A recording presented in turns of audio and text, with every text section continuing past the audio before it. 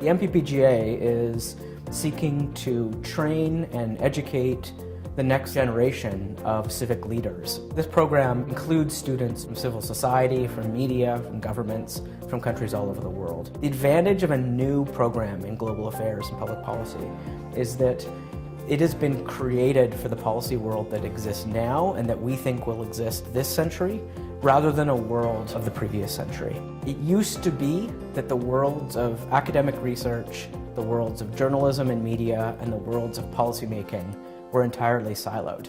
They had their own ways of communicating with each other, and they would only speak to each other when they had very sort of formal things to say to each other. And in my view, those silos are entirely breaking down. And what you're getting is this space where scholars and journalists and policymakers all have to coexist and communicate with one another. So in our class, what we're trying to explore is the ways in which you communicate in that space. And we hope that the skill sets that students will develop here, the knowledge expertise, and the global community they'll have access to will position them for that for the 21st century.